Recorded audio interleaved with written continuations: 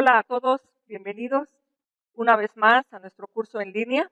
Estamos estudiando el Nuevo Testamento y estamos dando continuación al estudio de las cartas paulinas. Mi nombre es Irma Patricia Zabalza Gómez, soy maestra aquí en el Seminario Teológico Bautista Dr. T.H. Lacey. Y bueno, pues bienvenidos a todos y estamos comenzando la carta a los romanos. La carta a los romanos, como vemos allá en el capítulo 1, versículo 1, Pablo, siervo de Jesucristo, llamado a ser apóstol, apartado para el Evangelio de Dios. Allí comienza Pablo a describir él como el autor de esta carta de los romanos. Ahora bien, esta carta se escribe alrededor del año 56-57 desde la ciudad de Corinto, durante la época de invierno, que es una época donde no se podía viajar. Ahora, ¿por qué está Pablo en Corinto? Bueno, según lo que ha venido la narrativa de Hechos, cuando vemos en el capítulo 20,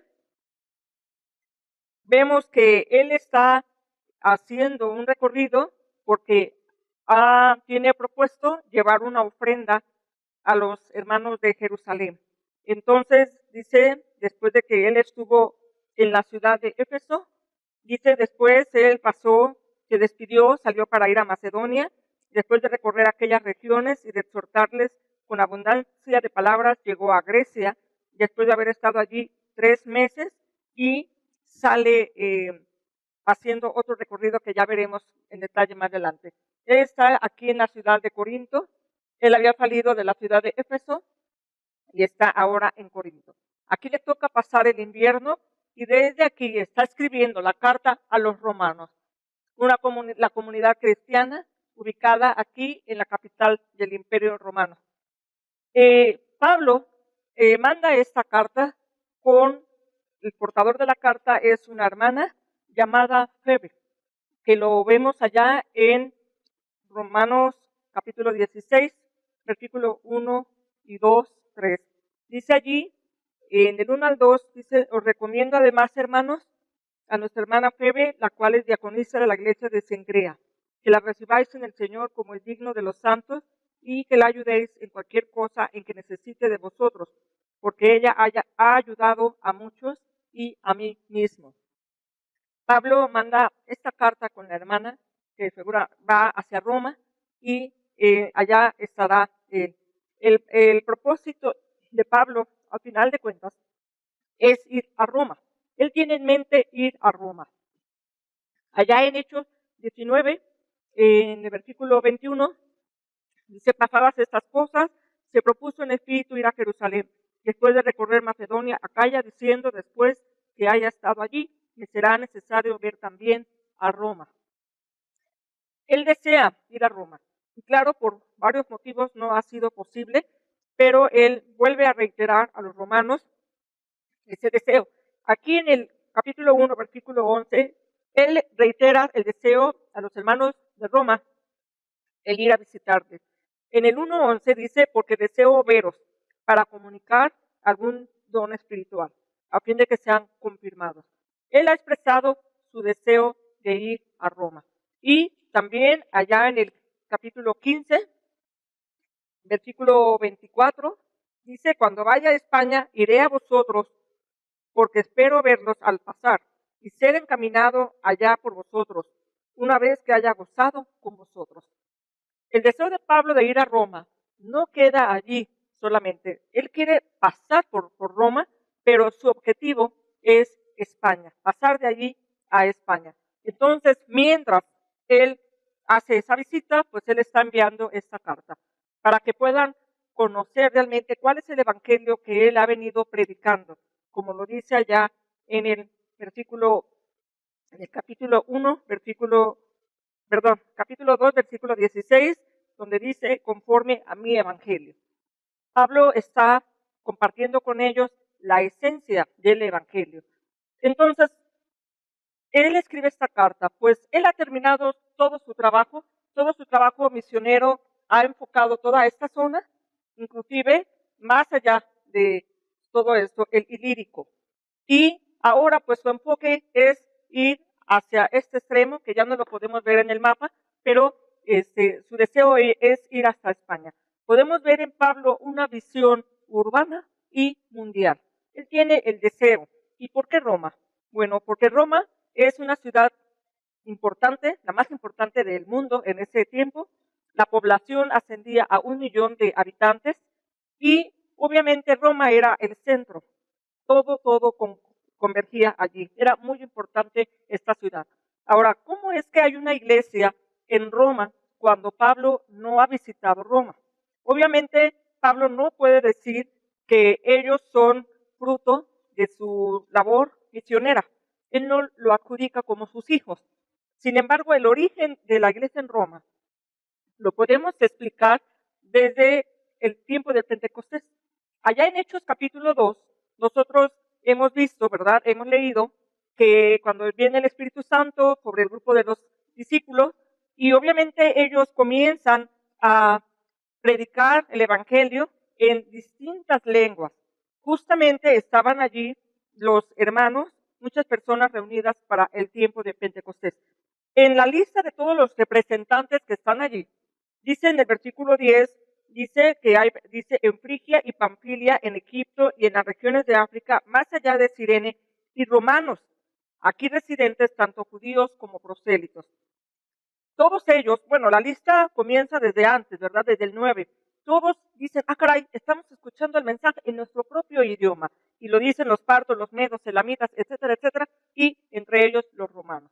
Bueno, esa es la explicación que podemos encontrar para decir por qué hay una iglesia en Roma. Los romanos recibieron el mensaje y seguramente ellos lo compartieron en Roma, ¿verdad? Con sus allegados allá. Bueno, ¿cuáles son las características de esta carta? Porque esta carta es muy diferente a las demás cartas que Pablo ha escrito. Esta carta, en primer lugar, él no es una carta personal, sino es una carta impersonal. A pesar de que en el capítulo 16, del 2 al 15, él hace una larga lista de saludos de personas que él conoce allá. Sin embargo, no está dirigido específicamente hacia esas personas, ¿verdad? Sino es una carta dirigida a todos los santos que están en Roma. Y ya veremos un poco más en detalle cómo está constituida esta comunidad.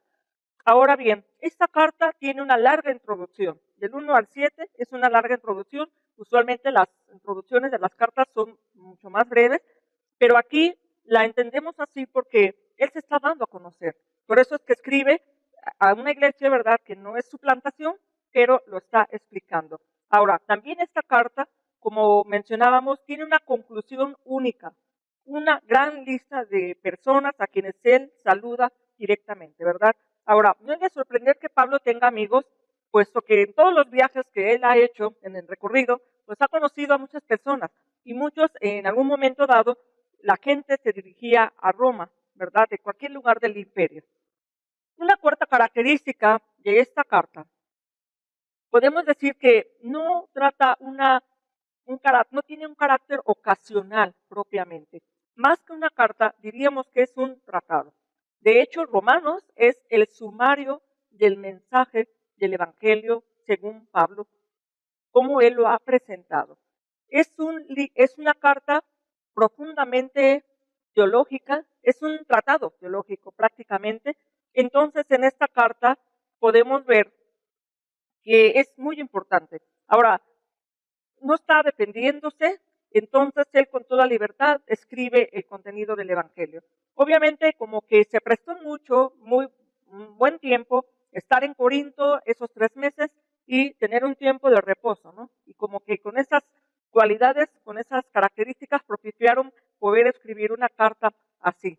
Ahora, otra de las características que tiene esta carta es que hace bastantes citas del Antiguo Testamento. De hecho, hay expresiones como está escrito, hay citas que son directas, algunas que son como mezcladas y otras son en términos generales como la idea central. De hecho, se dice que Pablo en sus cartas cita 93 veces el Antiguo Testamento. Entonces, Pablo está empapado del pensamiento del Antiguo Testamento, y en esta carta de los Romanos es donde más la cita. De hecho, la cita en todas sus cartas, excepto en Filemón. En Filemón no vemos citas del Antiguo Testamento. Ahora bien, como una característica más, obviamente la forma en que Pablo está presentando el contenido de esta carta, él está usando una estructura, un método o una forma que se le denominaba diatriba.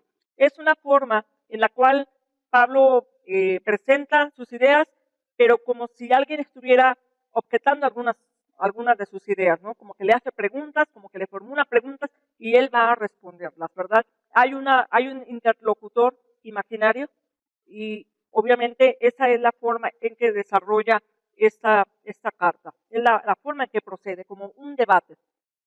Ahora, el espíritu de esta carta tiene un espíritu pacífico, ¿verdad? No es polémico como el libro de los Gálatas, porque aquí no vemos tanto la crisis que tanto se sostuvo con los judaizantes, aunque sí va a tratar el asunto, sí va a tratar respecto a los judíos y va a hablar sobre la circuncisión, la incircuncisión, y va a tratar algunos aspectos de estos, pero no es como que en un plan de una defensa, como lo vimos en Gálatas. Ahora, Romanos pues es rico en términos teológicos, tiene muchos conceptos como el pecado, la ira de Dios, la muerte, la ley, la justicia, la justificación, la fe, creer, la vida, la esperanza, etc. Esta carta, si pudiésemos plantearla en un bosquejo muy breve, podríamos decir que del capítulo 1 al capítulo 11 es la sección doctrinal. Del capítulo 12 al capítulo 15 es una sección práctica. No solo es teología, sino también es práctico. Y el capítulo 16, el último capítulo, es los saludos y la despedida. Entonces, hermanos, esto es un bosquejo breve. Sin embargo, para poder aprovechar un poco más el contenido de esta carta, vamos a basarnos en un bosquejo un poco más detallado que iremos presentando en el desarrollo de esta exposición. Comenzamos, hermanos, con el primer punto de este bosquejo, que es la salutación y la acción de gracias. Esta parte comprende del versículo 1 hasta el versículo 15. Primeramente, como ya leímos en el versículo 1, Pablo se presenta a sí mismo. Él está usando 3 términos para describirse a sí mismo. Dice Pablo, siervo de Jesucristo, llamado a ser apóstol, apartado para el Evangelio de Dios. Siervo, llamado a ser apóstol, apartado para el Evangelio. Él aquí está describiendo o enfatizando la iniciativa de Dios en escogerlo a él. Es la iniciativa de Dios, no es la voluntad propia de Pablo. Ahora bien, él va a hablar en esencia del Evangelio. Dice, para el Evangelio de Dios, dice que él había prometido antes por sus profetas en las Santas Escrituras acerca de su Hijo, nuestro Señor Jesucristo, que era del linaje de David según la carne y que fue declarado Hijo de Dios. Él está hablando de que el Evangelio ya había sido prometido desde antes. Y aquí de entrada, él ya está declarando la deidad de Cristo. Primero nos habla que él es del linaje de David. Él es del linaje de David según la carne. Es decir, Jesucristo hombre. Pero también dice, declarado Hijo de Dios por el poder, por la resurrección. La resurrección declara realmente o pone en evidencia quién es Jesús. Él es Dios. Él es Dios y hombre también.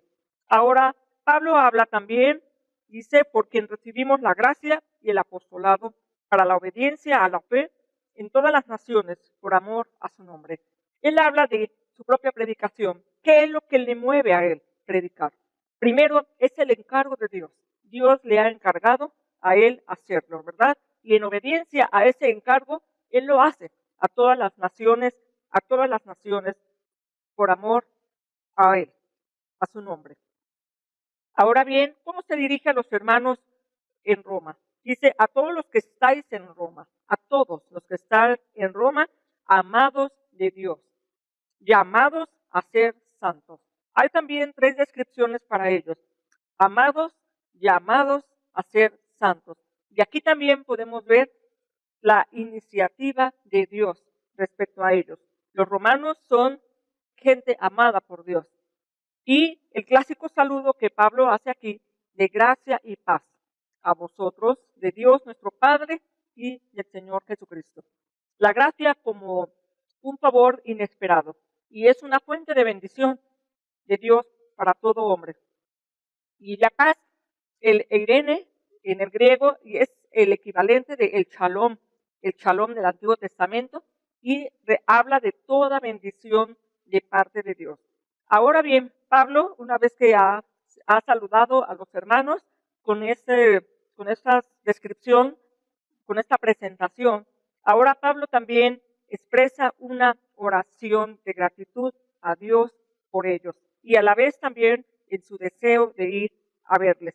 Dice, primeramente, doy gracias a mi Dios mediante Jesucristo con respecto a todos vosotros, de que vuestra fe se divulga por todo el mundo. Aunque aquí parece que encontramos una expresión hiperbólica, una hipérbole, ¿verdad?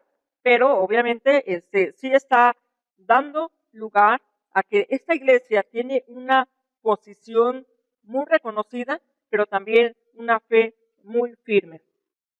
Dice, porque testigo me es Dios, a quien sirvo en mi espíritu en el evangelio de su Hijo, de que sin cesar hago mención de vosotros siempre en mis oraciones. Esta iglesia está en las oraciones de Pablo continuamente. ¿Y qué es lo que él está pidiendo? Dice, rogando de que de alguna manera tenga al fin, por la voluntad de Dios, un próspero viaje para ir a vosotros, porque yo deseo verles. Pablo desea verles y ha sido un motivo de oración. Ahora también, él también dice, bueno, yo quiero ir para confirmar algún don, un don, ¿verdad? Para confirmar, para edificarlos.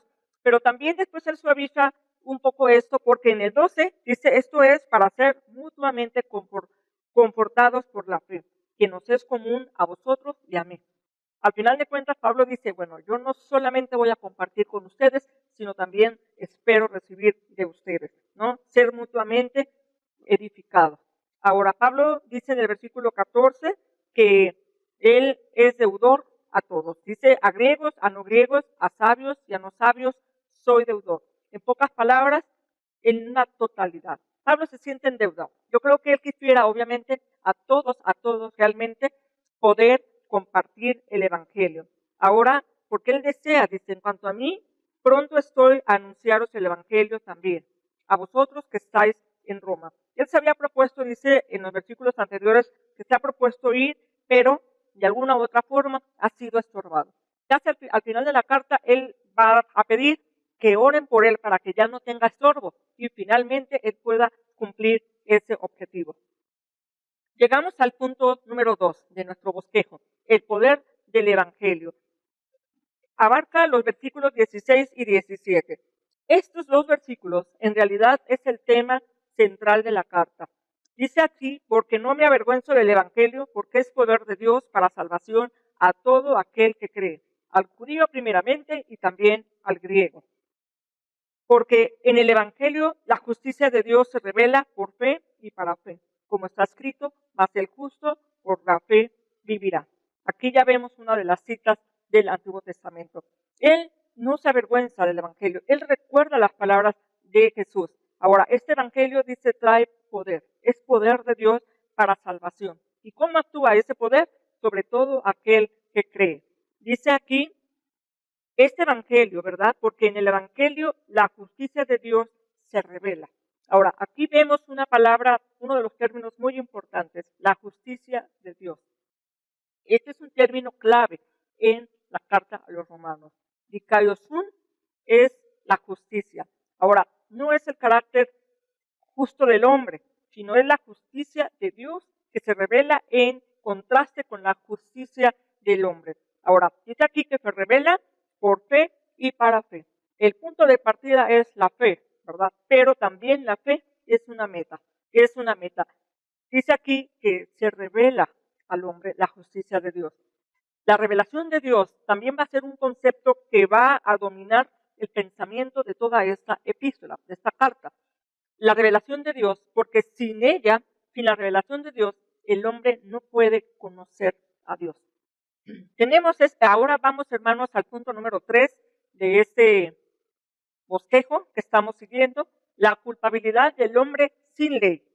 En esta sección se abarca del capítulo 1, versículo 18 hasta el 32. Ha dicho que Dios revela, ¿verdad?, su justicia. Pero ahora en el versículo 18, porque la ira de Dios se revela desde el cielo contra toda impiedad e injusticia de los hombres.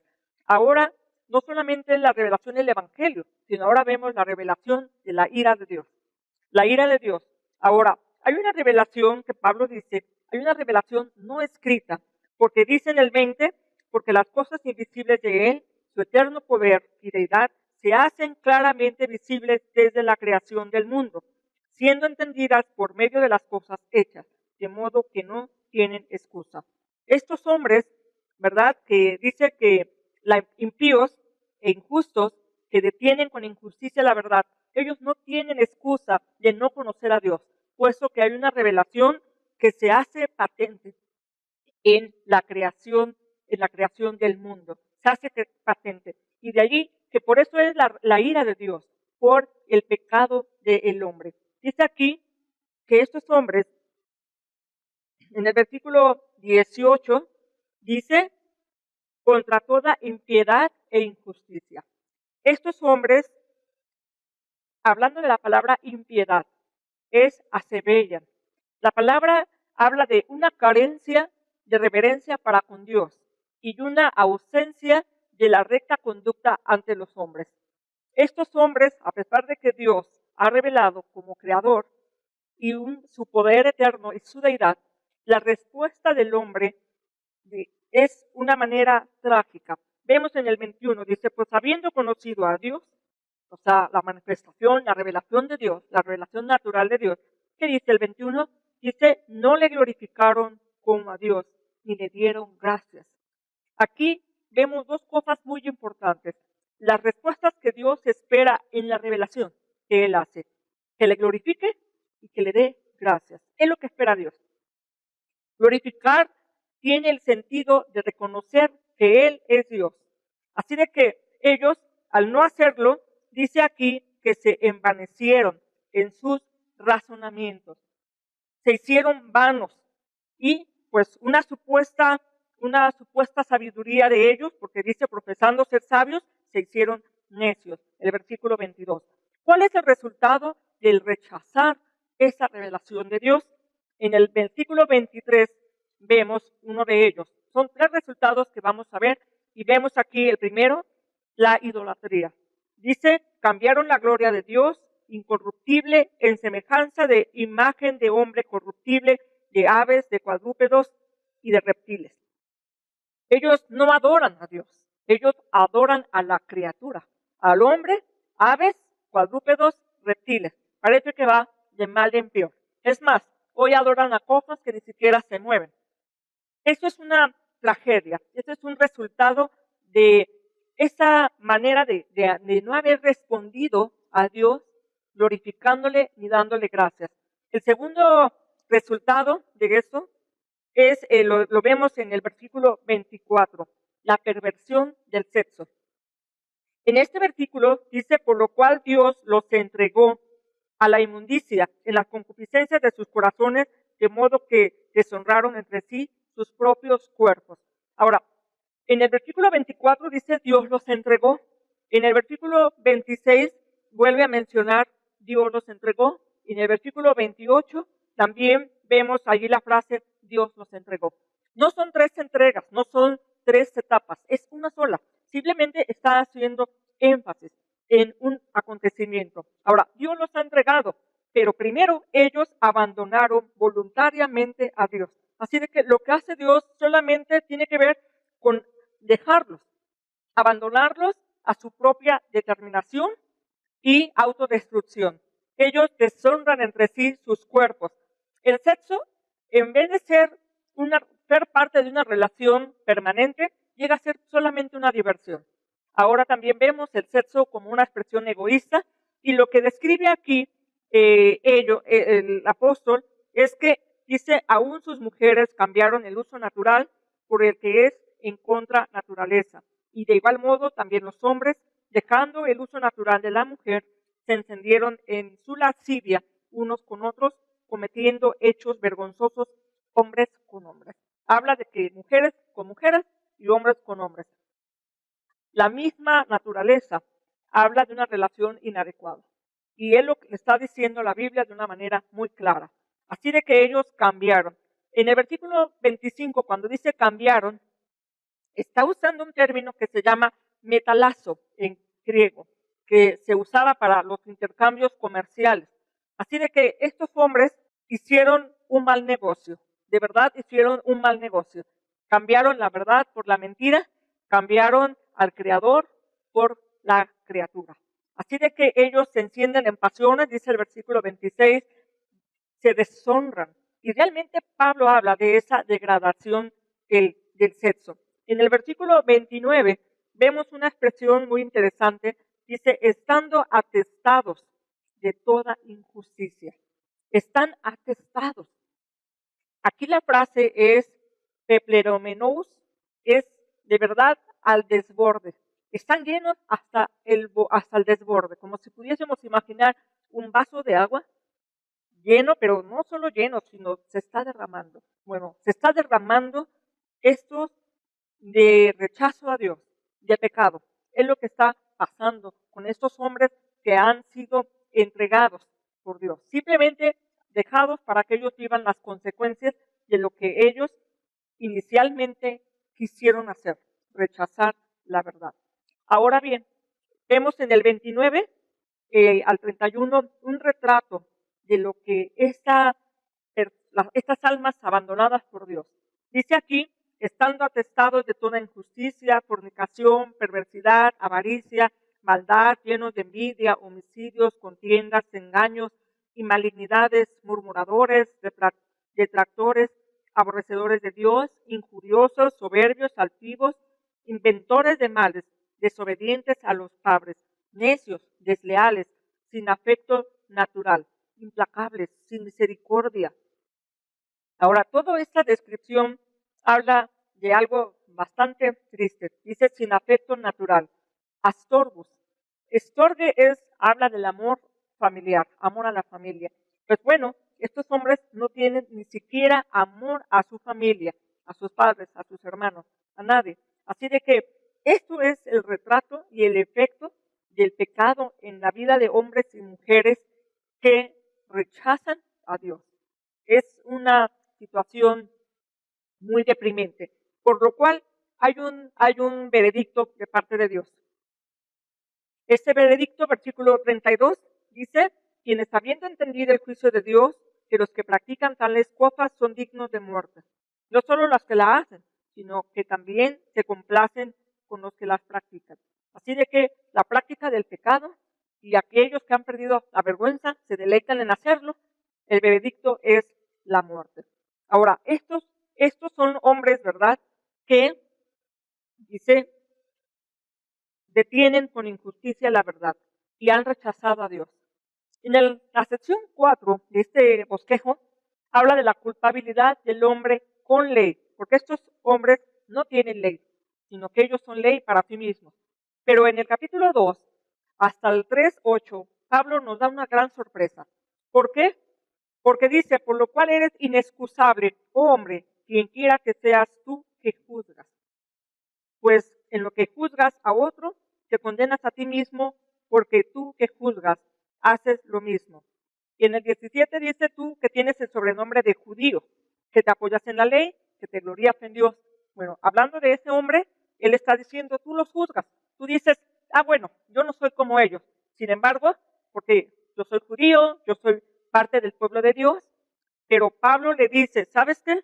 Tú, como judío, también eres pecador. Así de que tanto judíos como gentiles están condenados.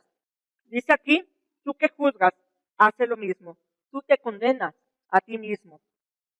Así de que tú juzgas al mundo que está mal, pero ¿qué crees? Tú formas parte del mundo. Así de que al juzgar, tú te estás poniendo en el lugar de Dios y entonces tomas ese papel como si fueses un juez que solo le corresponde a Dios. Así de que tú tienes el mismo pecado, tú también pecas. Versículo 3 dice, ¿qué piensas esto, oh hombre? Tú que juzgas a los que tal hacen y haces lo mismo, ¿que tú escaparás del juicio de Dios? Bueno, la respuesta es no, ¿verdad? No, porque juzgas a toda la descripción de los anteriores, pero ahora dice, tú no vas a escapar. Sin embargo, hay algo interesante que tenemos que ver en este versículo 4. Dice, o menospreciáis las riquezas de su benignidad, paciencia y longanimidad, ignorando que su benignidad te guía al arrepentimiento. Dios es benigno. Dios trata de conducirte a un giro total de mente y de actitud, ¿verdad? En lugar de una mente de autosatisfacción y orgullo de tu raza, sino que Dios te está guiando. Sin embargo, dice aquí que la respuesta del hombre judío, del hombre que conoce de Dios, de la ley, es difícil también.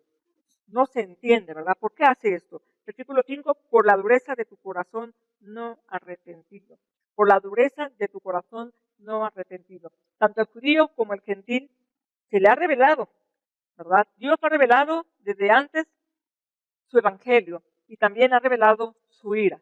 Así de que la revelación de la ira, dice aquí, tú que no te has arrepentido, atesoras para ti mismo ira para el día de la ira, de la revelación del justo juicio de Dios. Aquí vemos una expresión importante. En el versículo 7 al 10, vemos aquí un quiasmo. Un quiasmo es una figura, una construcción retórica que consiste en la repetición de pensamientos, donde este pensamiento tiene correlación con el que está abajo y luego los dos centrales con uno con el otro. Es como una manera de repetición de ideas para hacer énfasis. Por ejemplo, empezamos por ver el 7. ¿Qué pasa con aquellos hombres que no aceptan, que no reciben la justicia de Dios, que no reciben el Evangelio?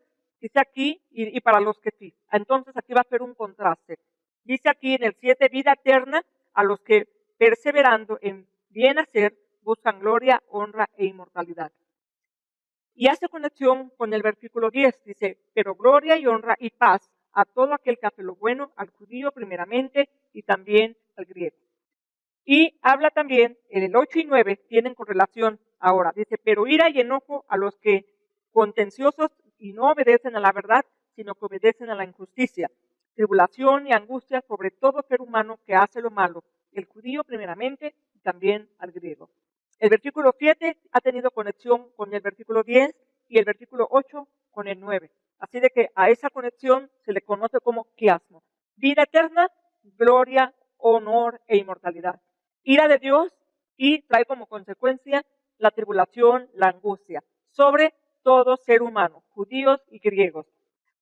Dice aquí en el 11, porque no hay acepción de personas para Dios.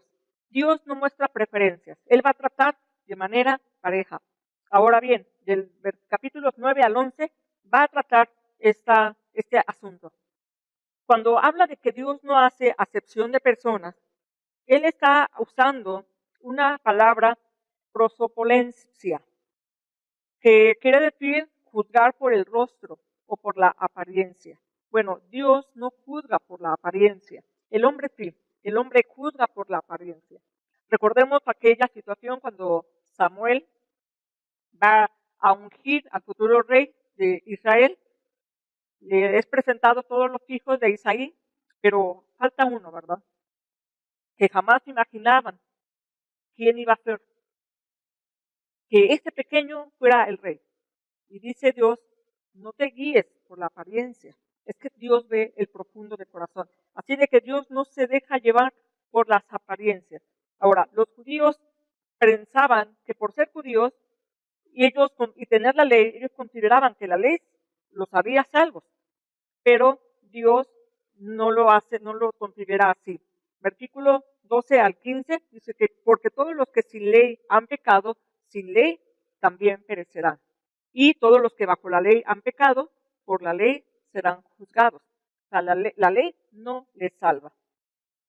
Porque al final de cuentas están perdidos. Ellos pensaban, los paganos están perdidos o pecan porque ellos no tienen la ley. Pero al final dice, pues si tú la tienes y no la guardas, tú también estás en pecado. Los judíos dicen tener la ley de Dios y los gentiles, en este caso, dice que ellos tienen ley. Dice, porque los gentiles que no tienen ley hacen por naturaleza lo que es de la ley. Esto es, aunque no tengan ley, son ley para sí mismos. Es decir, la revelación y su conciencia les sirve como ley. Pero la conclusión de Pablo es que realmente ni la ley ni la conciencia son suficientes. Vemos que en Corintios veíamos cómo la conciencia podía ser muy escrupulosa, ¿verdad? En exceso. Pero también aquí en el 2.5 ha dicho que también el corazón puede ser demasiado duro. Así de que no son guías para poder guiarse, sino que aún teniendo ley y teniendo conciencia, no son suficientes. Ahora bien, en el versículo 16 dice, en el día en que Dios juzgará por Jesucristo los secretos de los hombres conforme a mi evangelio. Dios va a hacer juicio sobre el hombre, no por sus obras, sino cómo respondimos al evangelio de Jesús. ¿Cómo respondimos al evangelio de Jesús? Ahora bien, el judío tenía muchas ventajas, ¿verdad? Del 17 al 20, Pablo menciona muchas ventajas que tienen los judíos. Dice aquí tú tienes el sobrenombre de judío, te apoyas en la ley, te glorias en Dios. Tú conoces su voluntad e instruido por la ley apruebas lo mejor. Y confías en que eres guía de los ciegos, luz de los que están en tinieblas, instructor de los indoctos, maestro de niños que tienen en la ley, la forma de la ciencia y de la verdad. Tú pues que enseñas a otro, no te enseñas a ti mismo. Tú que predicas que no se ha de hurtar, hurtas. Tú que dices que no se ha de adulterar, adulteras. Tú que abominas a los ídolos, cometes sacrilegio. Fíjense, los judíos todo tenían a su favor. La ley, ellos se gloriaban de Dios como una posesión nacional, conocen su voluntad, han sido instruidos en la voluntad de Dios. Y digamos que el discernimiento ético del judío era resultado de su instrucción en el Antiguo Testamento. La intención de Dios efectivamente era que ellos fueran luz para las naciones, ¿verdad? Pero sin embargo se transformó o se vertió en ser un motivo de orgullo y no de testimonio. Y aquí vemos, ¿verdad? Varios énfasis, del 21 al 23, varios énfasis allí. Tú que dices que no hay que robar, robas. Tú que dices que no hay que adulterar, tú adulteras. Tú también que dices que no hay que tener ídolos, ¿verdad? Tú cometes sacrilegio. Tú también tienes idolatría. Y al final de cuentas es el mismo resultado de rechazar a Dios. Igual que los no judíos. Al final de cuentas hay idolatría también. ¿Cuándo? Cuando yo prefiero mi concepto de Dios al el concepto o al verdadero Dios que se me revela en la palabra de Dios. Ahora muy bien, en el versículo 25, Pablo habla, dice pues, en verdad la circuncisión aprovecha si guardas la ley, pero si eres transgresor de la ley, tu circuncisión viene a ser incircuncisión, o sea, como si no tuvieses circuncidado. Ahora, si pues el incircunciso guardare las ordenanzas de la ley, no será tenida su incircuncisión como circuncisión. Dice, y el que físicamente es incircunciso, pero guarda perfectamente la ley, te condenará a ti, que con la letra de la ley, con la circuncisión, eres transgresor de la ley. Pero la realidad es que era imposible, o mejor dicho, es imposible guardar la ley, porque con un mandato que transgredieran, ya eran declarados culpables por no cumplir la ley. Así de que imposible. Ni los judíos ni los no judíos podrían cumplir. Ahora, en el versículo 29 dice, sino que es judío el que lo es en el interior, y la circuncisión es la del corazón, en espíritu, no en letra, la alabanza de la cual no viene de los hombres, sino de Dios. Así de que lo que en realidad vale es el interior, lo que Dios puede ver. Así de que, hermanos, pues a veces pensamos o confundimos señal con realidad. La circuncisión era una señal, pero en realidad la circuncisión no reflejaba lo que podría ser la realidad, que ellos se creían hijos de Dios. Así que podemos pensar en términos de hoy, ¿cómo es que asistir al culto? Pues no prueba, ¿verdad?, de que conocemos a Dios. No es una prueba de que conocemos a Dios, sino es lo que Dios hace en el corazón, ¿verdad? Dios hace en el corazón. Así de que, bueno, de alguna manera Pablo está poniendo sobre la mesa, diciendo, pues todos son culpables. En el versículo 5, él se está anticipando. Dice, y si nuestra injusticia hace resaltar la justicia de Dios, ¿qué diremos? ¿Será injusto Dios que da castigo? Hablo como hombre. En ninguna manera. De otro modo, ¿cómo juzgaría Dios al mundo? Pero si por mi mentira la verdad de Dios abundó para su gloria, ¿por qué aún soy juzgado como pecador? ¿Y por qué no decir cómo se nos calumnia y cómo algunos cuya condenación es justa afirman que nosotros decimos, hagamos males para que vengan bienes? Aquí Pablo está diciendo que se le ha malinterpretado el mensaje de la gracia. Al final está diciendo, bueno, tenemos que hacer males que al cabo el Señor tiene gracia para todos. Dice, ¿puedo ser juzgado como pecador? ¿Será injusto que Dios da castigo? Hace preguntas, ¿verdad? Pero al final de cuentas lo que está enfatizando es Dios es el que define la justicia. Dios es el que define la justicia. La conclusión que da Pablo en esta sección, porque pues se ha malinterpretado la gracia, es que dice aquí que pues somos nosotros mejores que ellos en ninguna manera, pues ya hemos acusado a judíos y a gentiles y todos están bajo pecado. La conclusión es, no hay nadie justo. Todos son pecadores. ¿Por qué? Porque todos han rechazado la revelación de Dios. Así de que los judíos no están en mejor posición que los griegos. Todos son culpables. Ahora, en esta sección del 10 dice, como está escrito, del 10 al 12 hay una cita, no hay justo ni aun uno, no hay quien entienda. Bueno, hace una cita del Salmo 14, del 1 al 3. En el 13 dice, sepulcro abierto es su garganta, hasta el 14, y también habla de otras citas tomadas del Antiguo Testamento, el Salmo 4.9, el Salmo 143 y 10.7. Del 15 al 17 dice, sus pies se apresuran para derramar sangre, quebranto y desventura hay en su camino, y no conocieron camino de paz. No hay temor de Dios delante de sus ojos. Habla de malas acciones. Está citando a Isaías 59.7 y cuando dice no hay temor de Dios, está citando el Salmo 36.1. Aquí Pablo hace varias citas del Antiguo Testamento. Con esta sección terminamos el punto 4 de nuestro bosquejo.